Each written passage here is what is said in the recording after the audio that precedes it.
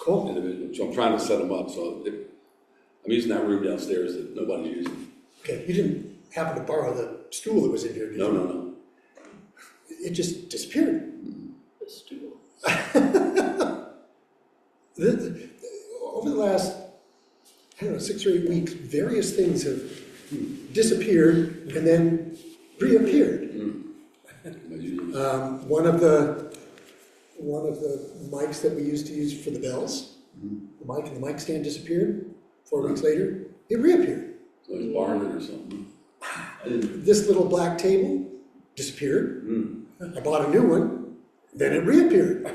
That's a very nice table. It's a nice little table, and you know, I know that one of the 12-step groups uses it midweek because they set it in the middle of the square there. Yeah. When they put it back this time, they put it back folded up. It's just, they're gremlins, and now they're playing with my Maybe you camera. need to, when these things reappear, just put a little tag on and say, you're welcome, but please let us know where it When is. you have a lot of people teaching music in the church, Yeah, you know, they see something they need for their lesson and they borrow it and then they forget to put it back. all right, well, anyway. Do you have a guide to this, to the leader's guide? Yeah, there is a leader's guide. I would like to borrow that. The faith club's doing this also. Okay, you can just, I mean, I can send you the link.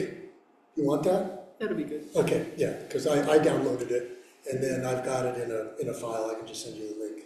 Okay. Or I can, Does it have an answer to all the questions? Yeah, that's right. It's really the answer key. The answer key. or after we're done here, I can just run and make Let's a run copy. it off. Yeah, Yeah, that'll be even easier. For Right, me, so- not for you. So anyway, glad y'all are here.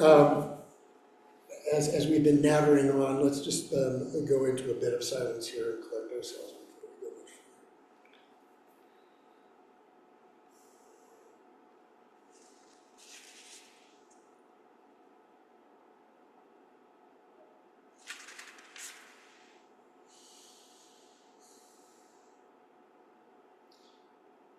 Well, let's join together in this very familiar prayer up there. You can read it. You know it by heart anyway. Lord, make me an instrument of thy peace. Where there is hatred, let me sow love. Where there is injury, pardon. Where there is doubt, faith. Where there is despair, hope. Where there is darkness, light. And where there is sadness, joy.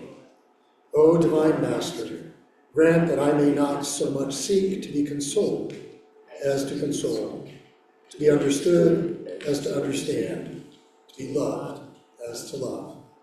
Amen. So not that we don't know each other, but I think we do, but just make sure. Nathan, what do you want? What do you want out of Advent? You all heard my sermon, and like sometimes we've got people in here who come to the second service, so they, you have the benefit of that, but that may not have anything to do with what you want for Advent. Well, I would love to have the peace of Advent, and I always lose it somewhere about 5 days in front of Christmas. So the peace. You want some peace. For me, it's a major transitional time for me, moving away from doing work in the diocese and so forth, and moving into doing some things that I've thought about over the last few years and getting ready to do those things. So I guess I just want some reflection time during Advent as I move into a second part of my retirement.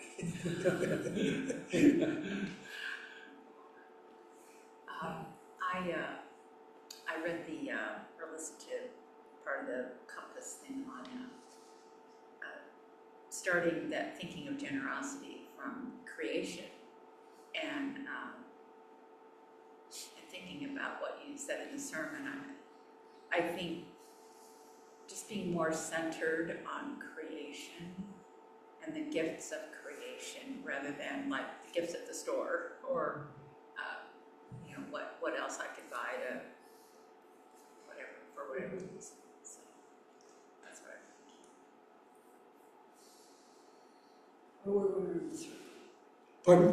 We're going around in circles. It turned out that way. And you are next. Yeah.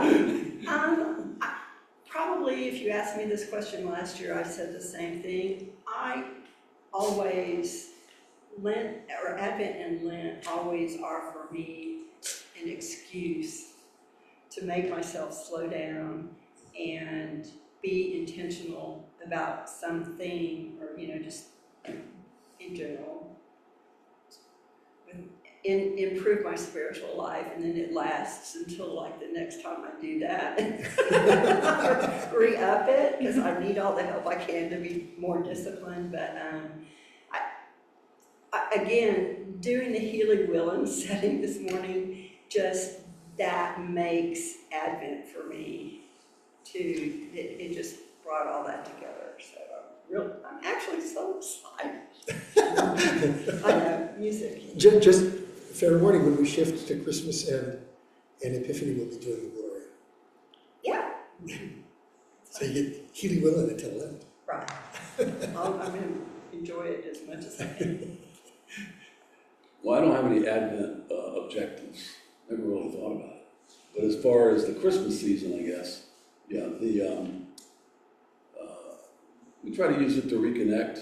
I still do Christmas cards. I still write, despite people don't send me cards back. and I make a lot of phone calls to relatives. That that circle's getting smaller and smaller. Yes. But trying to keep that going.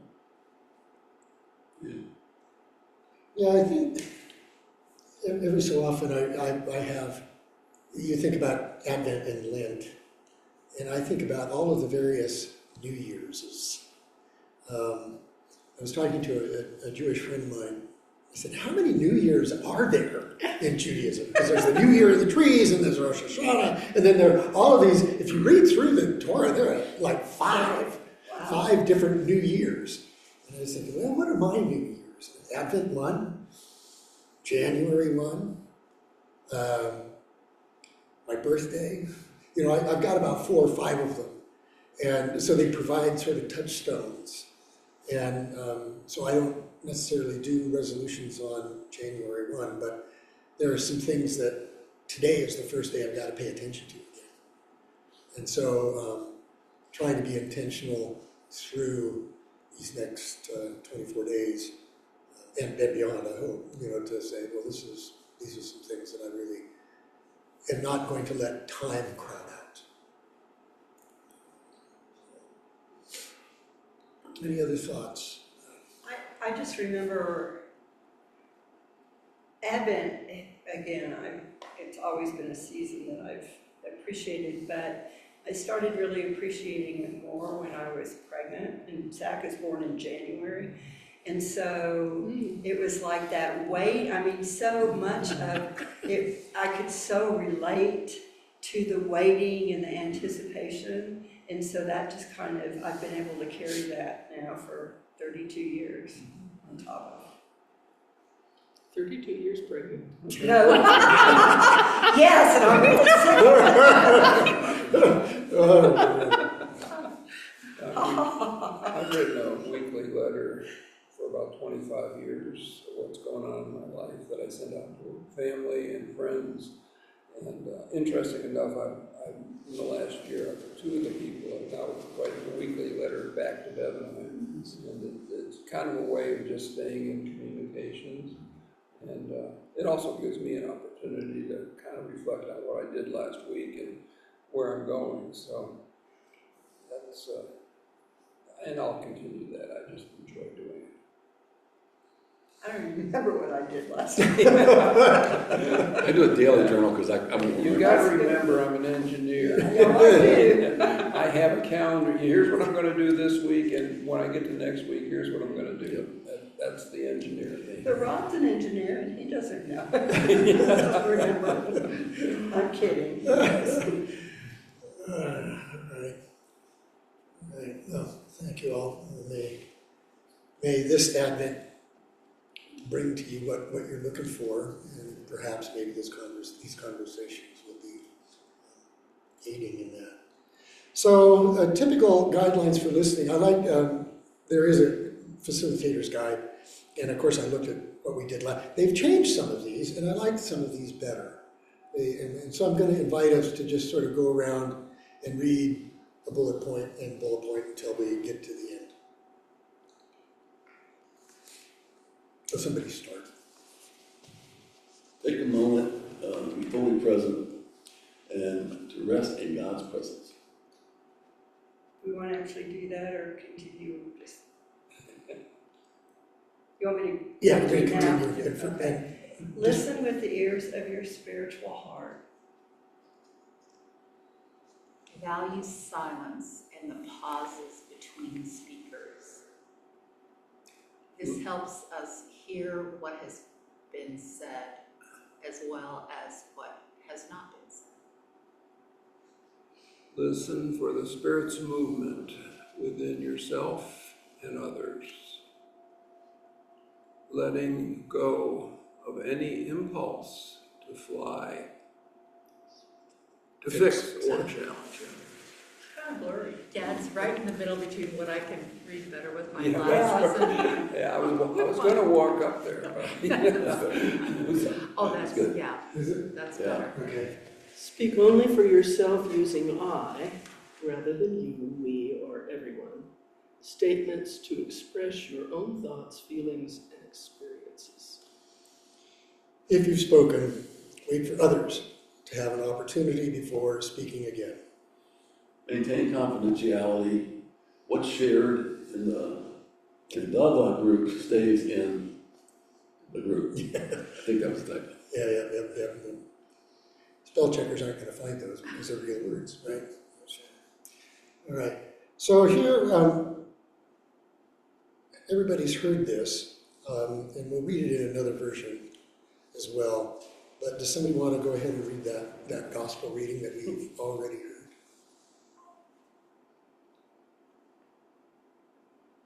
I'll do it before before she kills you.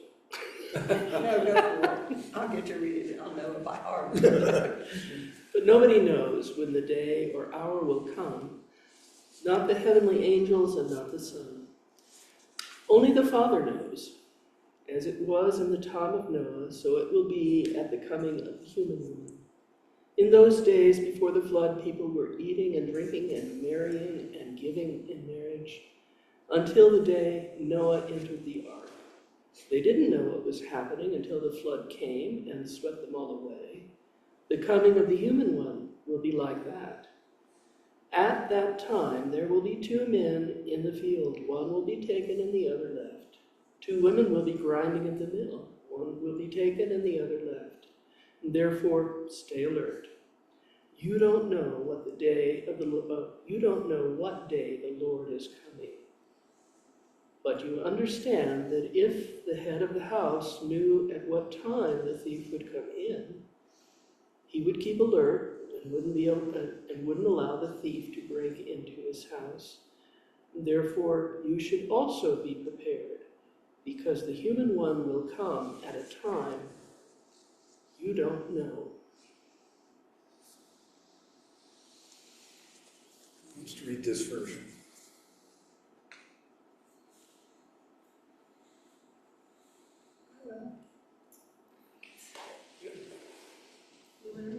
No, you can have it. Yet about that day and hour no one knows, not even the angels in heaven, nor even the Son, not one but the Father alone.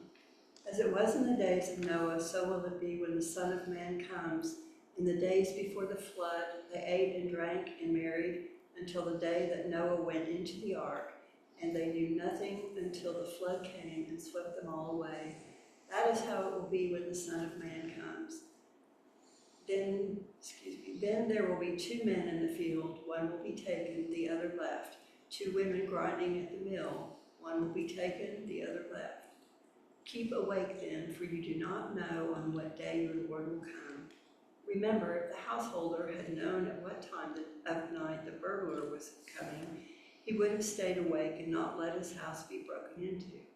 Hold yourself ready, therefore, because the Son of Man will come at a time you least expect him.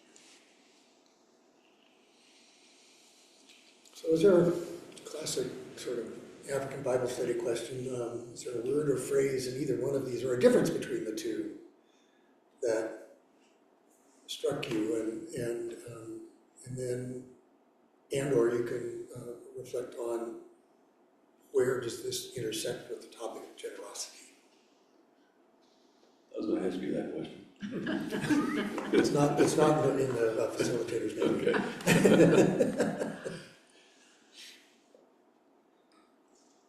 And if you want me to go back to the other slide of it.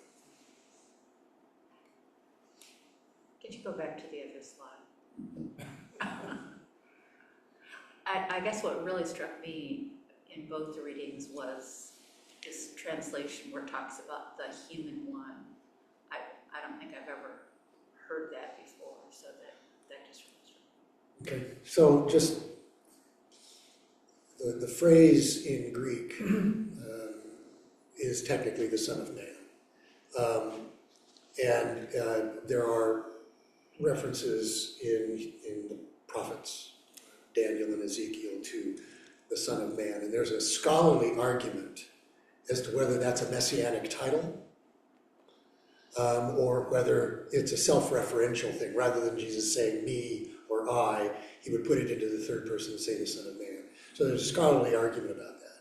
So in this translation, the Common English, they've sort of erred on the side of taking it away from that messianic title thing.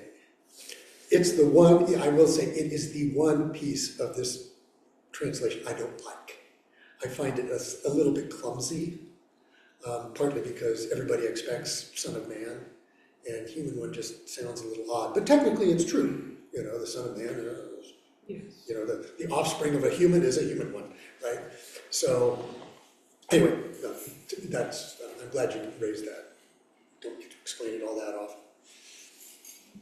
And if you have a printed copy of that Common English Bible, there'll be a letter, directing to you a footnote, and every time it shows up, it's the same, or Son of Man. They'll put it down there, so if you're looking at the notes, you find that. I have a theory. But I have a theory that and it's sort of facetious, given me. No. But I have a feeling that the human one will come when the world is ready. And one of the things that seems only fair is that, he came as a man, the second coming ought to be as a woman. Yes. And we're not ready. That's a good point. yeah. Oh, that sounds good. Well, there's a theory that If says it's a child, maybe an old woman. crone. Grown, exactly. Well, among Jews, they would say that, or there are many who will say, if anybody is ever righteous for an entire day, then that will be the day of the Lord. I have so many wise ways of putting things. Any other thoughts about this and about this passage, either this version or the Revised English? Revised English is a British English version. So there's a thief and a burglar, that's different, but Yeah, they call it burglar rather than thief. I'm a little worried about the Common English version when the one was just marrying, and this version has marrying and giving in marriage, which is standing there with the possession of your daughter whom you give to the prospective husband. And that is And it's not supposed to be necessary more at this point. If you're gonna fix human, leave that out. Right. That's interesting. I hadn't picked that up. I gave my daughter away. I regretted it, but Right. You feel you got a bargain? You get a she's no price? longer, and her life, so Yeah, yes. George, about the same story. I'm marrying and I gave my daughter away, and now my daughter's come back. But you didn't Yeah. own her, and that's where that That's whole the giving. Yeah. That's transfer of ownership. I got you. Any thoughts on this passage and generosity?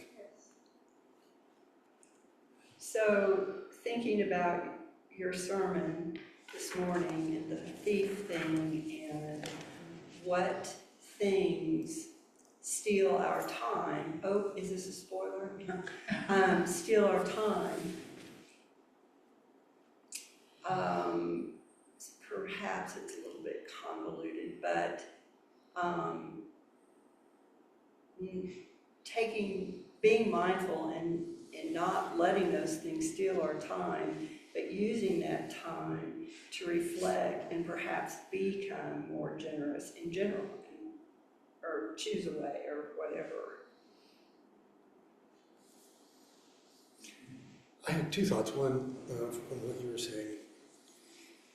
When my daughter was living with us, and she had the dog, still has the dog, but she's not living with us, nor is the dog. I was the dog walker. So I would walk the dog for usually an hour of the day. And they moved.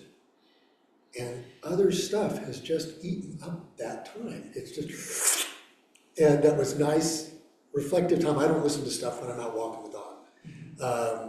I'm listening for birds or other kinds of things. And I'm walking and I'm enjoying my time outside. And there was nothing to stop me from continuing going out for a walk by myself. Except I began to be sucked into, oh, I've got to do this, or I can do this, or all of those kinds of things. And so, you know, the generosity of I could have been generous with that, all of a sudden, that new time, when I sort of fell into sort of productivity mode. But then the other thing, which occurred to me before you said that, I mean, is that we don't have much time. And so, or you know, all of our goods can be taken at any time. So why are we holding on to them? And is there a way to be generous with what we have, because it's not really ours for any longer than we're drawing breath? I agree with you. I value my time more than money. You know, because there isn't a lot of it, you know. Especially now that we're on this end of it. Yeah. Exactly. So a couple of years ago, Zach got us each a poster, and I've put mine up in my closet, but it's 100 years of weeks. So in their little box, they're just little boxes. So theoretically, you go and you black in each box for each week of your life. So it's just this big white piece of paper with lots of little, even, you know, and each year is a row, 52 blocks, and then times 100. And then it just says at the bottom, wait, but why? And so, I mean, it's a really good visual, thinking of kind of along the lines of what you're saying, because there's not that many blocks left. I remember fill in. Jim, you shared in men's group, I don't think I'm telling secrets, about you somewhere around 80 and you were going to live to 100. Right. You got 20 years left. And I said, Jim, do you realize every day from now on is worth 4 times as much as every day past? You know, and that's the way I look at life. You know, it gets more valuable. Wow. Got another engineer. Another one. Engineer's chat. That's what we're talking about. Kevin and I had that discussion, and we're sitting there, you know, in a couple of weeks I'll turn 80, and we reflected on it, and, you know, we do a lot of things to maintain good health, and we're both determined that we're gonna live to 100, and so we've got 25% of our life still ahead of us, and so we looked at that and said, okay, let's enjoy it. Let's enjoy the last 25 years, and so it made a negative situation seem more positive. Right. Is what I was saying. I think it's where we were coming from. Because, you know, you get so many people, you watch the obituaries now, and all these people 75, and, you know, 80 and so forth, and they're dying, and you're going, oh, wow. Yeah. I think the other thing I would say, reflecting back on this, I've been retired 14 years, had no idea what I was going to do when I retired, and I decided to get active in the church. And, you know, I think I made the decision to get more active outside of this church, in the diocese, and I think as I got into that, I think I felt God led me into a lot of situations that I would not have anticipated. You know, probably the biggest one I wouldn't have anticipated is having the rector ask me to be the senior warden when I was 76. And, What rector would that be? yeah, what rector would that be? And so, you know, I've done things in the last 14 years that I never anticipated. And that's where I was struggling a little bit with going forward, because I know what I want to do, but what does God want me to do? And I've got to fit that in there somewhere so it's not just me. I think that the idea that you don't know when the day is coming would relate to generosity, because you know, we're sitting in a pile of stuff we've collected. You know, do you really need that? Could someone else use it? I've already found out my kid doesn't want it, Yeah, I know. for the most part. No. My kid had finished cleaning up my father's apartment after my father died, and he did it with my brother. I was useless, just couldn't do it. But so they'd spent 2 full days, almost 20 hours each day, and they got it done. And they came to dinner at our house, and my son is sitting there in the dining room, which has pictures all over the wall and knickknacks here and there, and all of a sudden he goes, and he stands up, and then he walks into the living room, and he comes back and he says, "This is going to be, excuse the language, a fucking nightmare."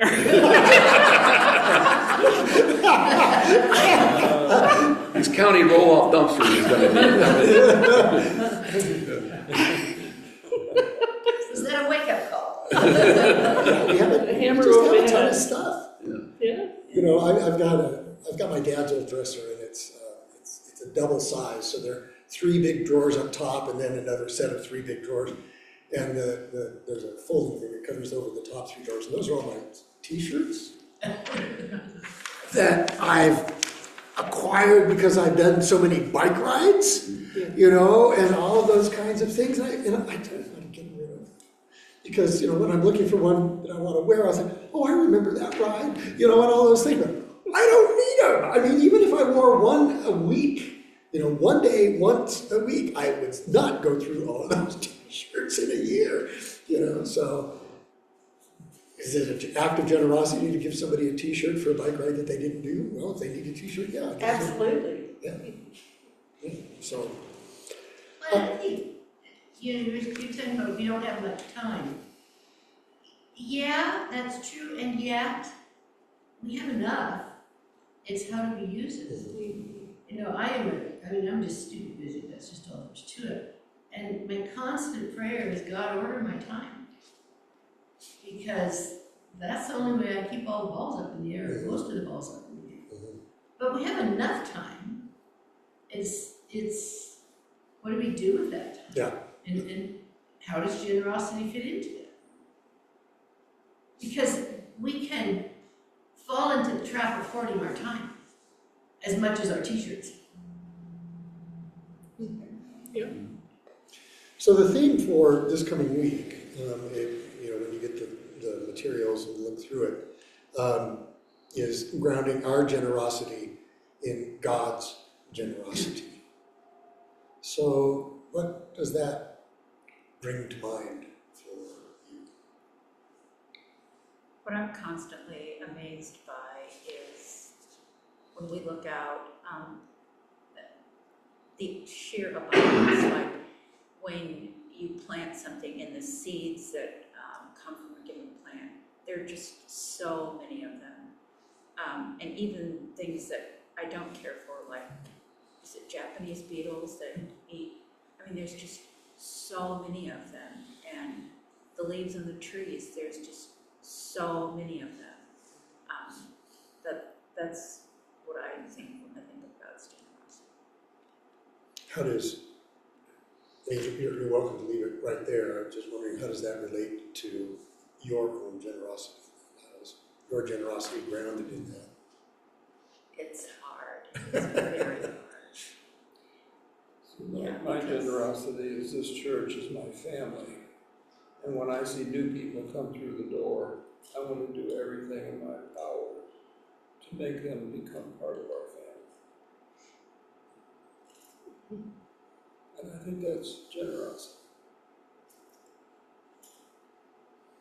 I think it is. Because that's what they're seeking to do. I mean, that's what they want to follow.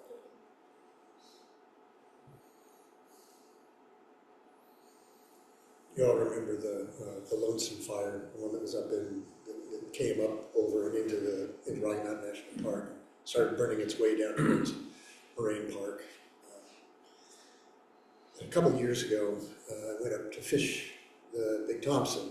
It runs down through there with my fishing guide buddy, and you're looking at all these burned out snags and everything. And he remarked, he said, now I can see things that I could never see before because it was all overgrown. You couldn't see through the trees and everything because it was all getting overgrown. So now I can see that hillside and all that. He said, that's kind of cool. So we went the next year and the undergrowth is just coming back. And I mean, it's just profuse. And how after this devastation, doesn't make any difference who caused it, whether it was human caused or whether it was lightning or whatever. After all this devastation, this generosity of everything coming back, it just wasn't left dead. Or in the midst of all of that came some new life. And that's really true, on the West Coast, and lodgepole pines and all these pines that need the fire to allow their cones to let loose. So, and how does that relate to mine? I guess that even when I'm in the position of being the most burned out, that there is something there that can the seed of something that might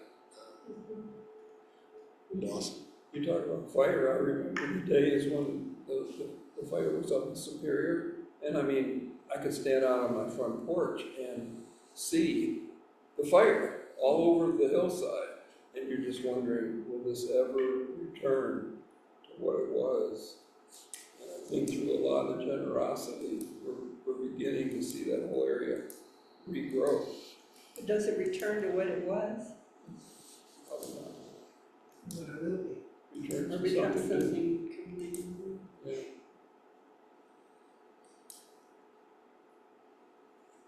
Okay. Other thoughts? It brings to mind, to me, a misquote, but it's something similar to this, that, we love because God loved first. God loved us first, we love God because God loved us first. But we can be generous, poor ego, I haven't seen that. We can be generous because God is generous to us. Well, let's look at the meditation for Sunday. Since a lot of, if you're like me, you would be doing, if you were going to do a weekly or a daily kind of thing, it's usually often in the morning. And here we are. So we'll just read this one together. And we'll just do this, just somebody read the first paragraph. There are, just to let you know, 4 paragraphs. So if somebody read the first one, and then we'll get to the next one. I'll do this one. I am like many Americans, an easily excitable consumer. I am certain that internet ad companies love me. I love finding the new restaurant, listening to the new song, watching the new show, and finding the new internet meme. When a squirrel jumps across the path where my dog and I often walk, I am the person who agrees with my dog, at least initially, and thinks chasing the squirrel is a really fun idea. I write this with a confessing heart, but I also know that I am not alone.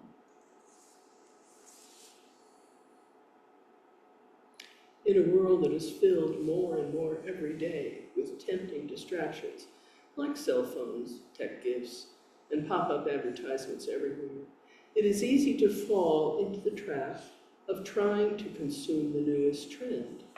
It is easy in the race to keep up with it all while worrying about what we might be missing.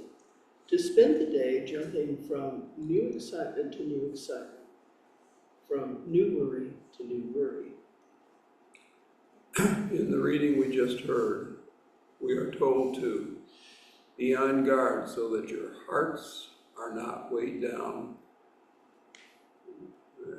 with dissipation and drunkenness and the worries of this life. These distractions are the new drunkenness and worries of this life. Which means that as we prepare for Christmas and God breaking into the world, we will have to make sure we look up from our phones to see it. This Advent can be a time to prepare for Christmas by stopping the drunken consumption of the newest thing. Put our phones down and stop worrying that it is only a notification away. So there are some questions. Got one you want to jump into? Go ahead. Well, my first thought is he probably needs ADHD medication. Yeah,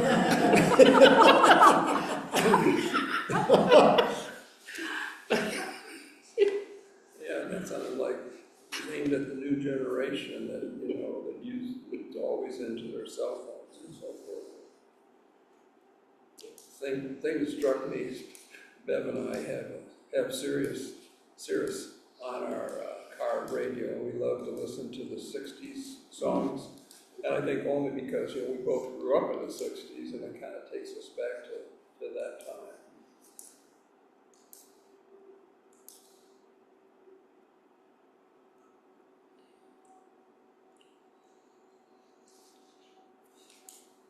Insane. I don't know if we're all that distracted by the new at this point in time. I think we look at new and think that's one more thing in my house. Well, it's kind of like I refuse to answer my cell phone when I'm out or any place. That's the way I grew up. That's the way I lived. I'm not going to change now and feel like I've got to be on my phone when somebody calls. But am I giving more than I'm taking from the world? There's something to think about. I remember when I was at DU, and it's still true in other places, including my household, that the number of folks who are constantly have things in their ears. Yes. And I just, at DU, you could say hello to somebody and they wouldn't acknowledge that you existed because they were so zoned in to whatever it was that they were listening to. And that's one of the reasons I listen to it when I'm cycling because I wouldn't be able to stop and look for a bird if I'm cycling or something like that, but I don't when I'm walking. And I don't when I'm around the house. And I remember, I think probably, I know that at least for us, we would have the radio on. And whether it was music or NPR or whatever, which meant that if you were going to have a conversation, you could have a conversation over the top of that, rather than, wait a minute, I got to turn this off. You're interrupting me. And so it just, so what are you missing? The new, that's another thing. It's just, I'm going to pay attention to this now, not the thing that was important, like you or something like that. Just. I know when we're working out at the rec center, I'll bet you 25 to 30% of the people working out there have something in their ears. Well, I'd say probably quarters, 75 to 80%. And it's almost like, I don't want to have a conversation with you. I'm just here to work out. Don't bother me. Well, and the other is that you're getting two things done at once. You're finishing your novel and also. No, I mean, Sometimes it's a lot easier to work out or do whatever you're doing, Right. when you can focus your When brain people and won't mind. interrupt you. yeah, well, when I'm on the elliptical, I'm watching a YouTube video, because I mean, this is about as boring as it can be. So I don't have somebody that I'm gonna have a conversation with. It must be generational, because when we read all that stuff, I'm going, that's the 20s kids, that's not me. They're all into the I latest don't know stuff. about, you know, But I know that's not true. Go have FOMO. No, just go to the gym, Go have FOMO. go to the cardio deck. Yeah. Is there, I still think the giving really works. We need to think about that. same one. Well, there are 1,000 things I could do with my time. You know, how much of it is reaching out? You know, is it doing any good for anybody else? Maybe I should categorize by that.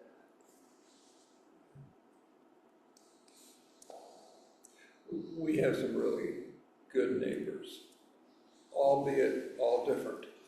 But the last few years, the day, 1 or 2 days before Thanksgiving, we give them all a package, which says Happy Thanksgiving, Merry Christmas, and Happy New Year.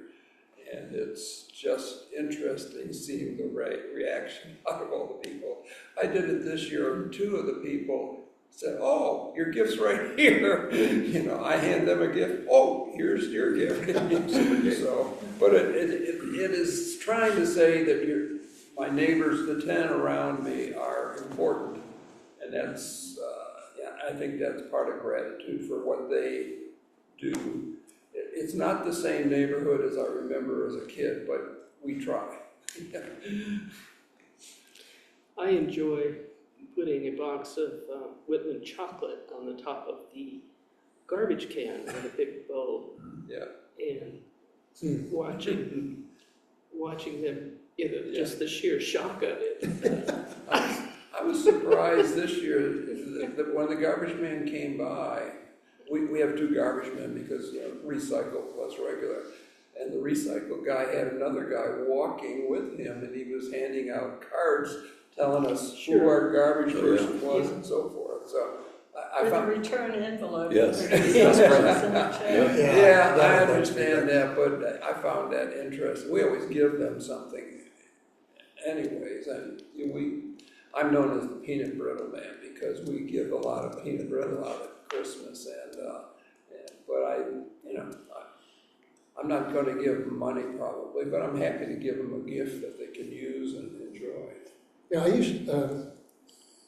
usually every year, sometimes I forget or get busy, but I'll make a loaf of bread and leave a loaf of bread in the mailbox. Yeah. And I would leave one in the milk box. We're not getting milk delivered anymore. But I'm not gonna leave a loaf of bread sitting on top of garbage can. I used to, when I wasn't working, I was just, you know, stay-at-home mom, but I wasn't employed. Whenever I baked for the kids or, you know, whatever, I would put a little goodie bag out on the garbage can and it was in my bag, he'd tape it to him. And every time I did that, and for a few weeks later, he would bring my trash can up to my garage door. And when he didn't, I knew it was time to bake again. And all of a sudden, one day, he came and knocked on my door. And he said, "I just want you to know I'm moving to where he was moving to. And, you know, thank you for all the goodies." Nice. So that was sweet. So I made him a going away gift for the next week, you know, because they said next week's my last week. Man, But, you know, you can put a loaf of bread on there, you said double bag. Yeah. I swear if I did that, they'd just say, "Oh, they ran out and put some garbage out there late, let's just dump it all."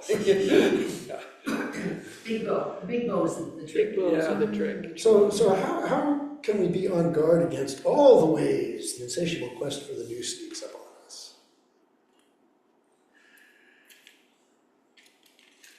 I'm looking for advice. Yeah, right. You could send out notice that we're giving nobody any Christmas present at all. I think if you have kids or grandkids, the Not new gonna does sneak up on you. And I think that's okay. I mean, I kind of agree with that.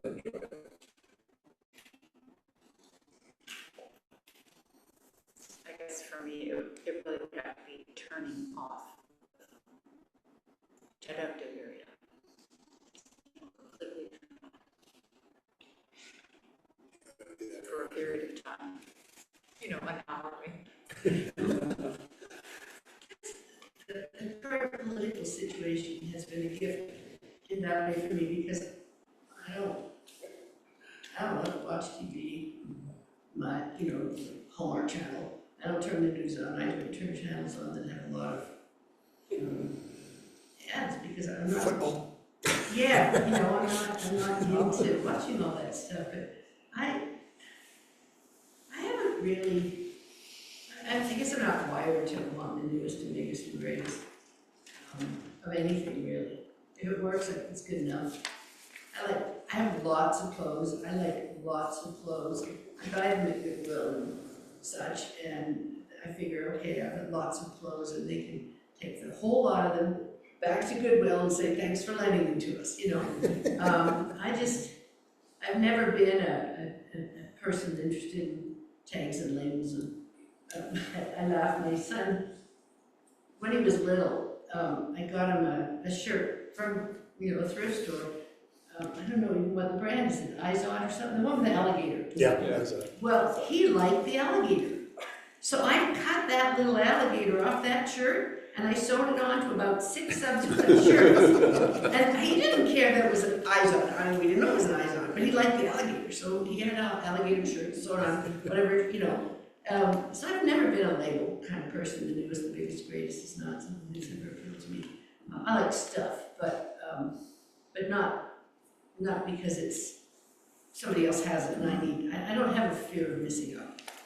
a different set of questions. Take a look at those and see if there's something that jumps out.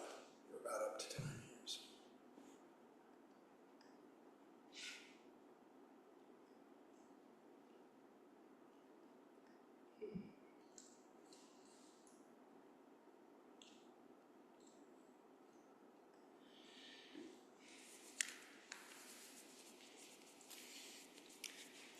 We've been visiting a wound care clinic for God knows how long. There's a new one that we're visiting, but it's not serious, not like the last. But we know the people who work there very well by now. And they clearly enjoy having us come because we're joking with them all the time. We're telling them what prank we pulled when we were younger or whatever. And they leave our room, our cell, whatever they put us in, laughing, and I'm not sure I know, just looking at the waiting room, that this doesn't happen all the time. And that's a form of generosity. Yeah, We I really agree. care about them. I agree. Yeah.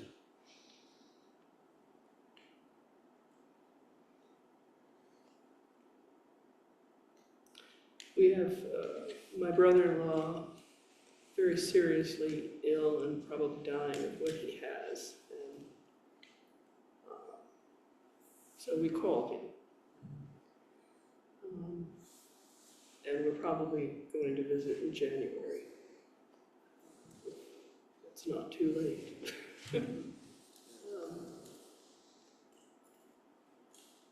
But I don't know whether that's generous or not.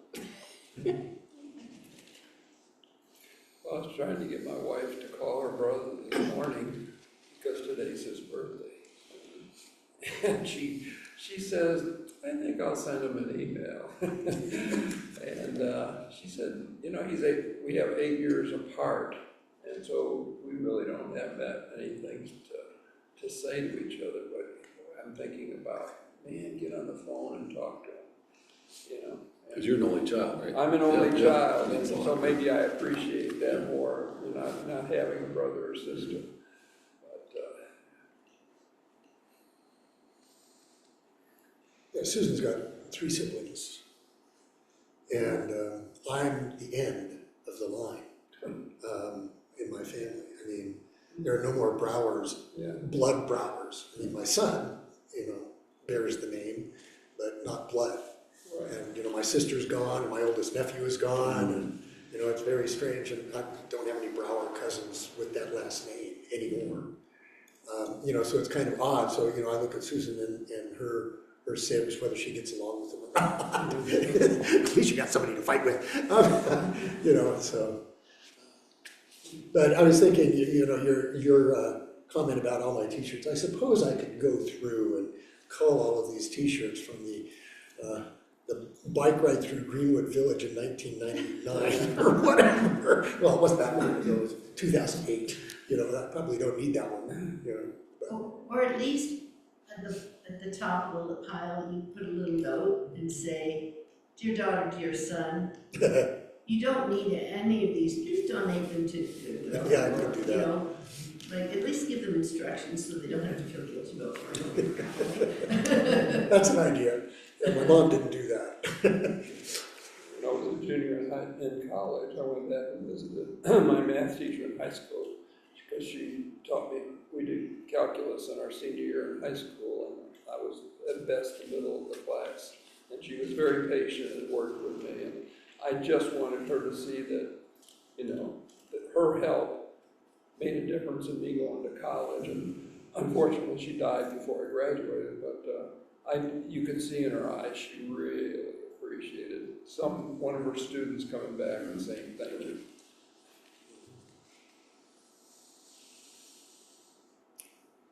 Well, any other thoughts here? I like this last one, Advent's a perfect time to explore how we might give more of ourselves on behalf of God. That generosity might be the perfect antidote to being anxiously drunk.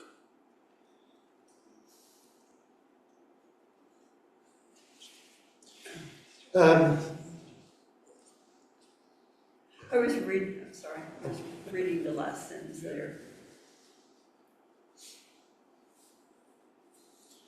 So there are always these suggested practices for the week ahead, you know, whether it's gratitude, journaling. These are things that we all probably know about, many of them we do. The new one in this year's one is the very last one. In the front of the participant's guide, there's a whole explanation about what this living compass theory is. And we haven't talked about that at all. And so this last one is actually to go in and look at the theory and sort of relate to what generosity relates to all of those areas of well-being, because that's what this is really all about. It's how do we live well through Advent, and the suggestion is through generosity. So all of this that you've got, that you've put up here is the leader's guide, correct? Yeah, some of it's in the participant's guide. I've got the other one. The participant's guide, yeah. Yeah, and it's just readings. Yeah. Questions. Yeah, so this is. I want that one. Yeah. I'm so used to having the leader's guide here. It doesn't cost anything. I know. If you- Can you send me the link? Sure. Yeah. Or I can make 2 copies when I'm making, and when I go down and make Mary's hers. Okay, sure. So I'll go do that. Anyway, the closing prayer is the same as the opening prayer. Sometimes they are and sometimes they aren't. But we'll close with this. Lord, make me an instrument of your peace. Where there is hatred, let me sow love. Where there is injury, pardon. Where there is doubt, faith. Where there is despair, hope. Where there is darkness, light. And where there is sadness, joy. O divine Master, grant that I may not so much seek to be consoled as to console, to be understood as to understand, to be loved as to love. Amen. Thank you all. Have a good week. We'll see you next time. Well, the group kind of grew as we went along. Yeah. Not really, just because I don't think Now you're watching if you're not working.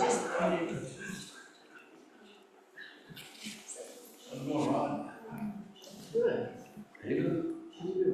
Yeah. Pretty good. Home for a while. February. Signed it last night. I'll go make it right now. And I can monitor that if you'll just get the program. What's that? No, it's not. Small. We didn't pass it. It's a small front cruise.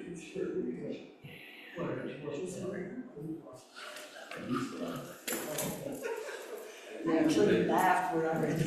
I like her, it's always long and I don't, literally, to the point where. Do you do anything? And we got. Well, none of that, no, but right now, I'm meeting my husband to shave it off, because that's mental health care. Okay, And what, but you're not doing anything for my And that's all we I need. don't have time right now. Because we're not getting here. But you only know you want to be around. And they're not. This but, yeah, There's a lot of disease, so. but, here's my funny thing. We got a bill, on Saturday, for $7,000 for nurses pathology. From Children's Hospital. So it occurred to me in the middle of the night, maybe the pathology report that we're waiting for was sent to Children's, and it's floating around Children's somewhere.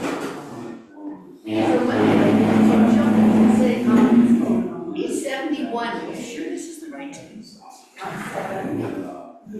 guess he wasn't sure, I suppose, so yeah.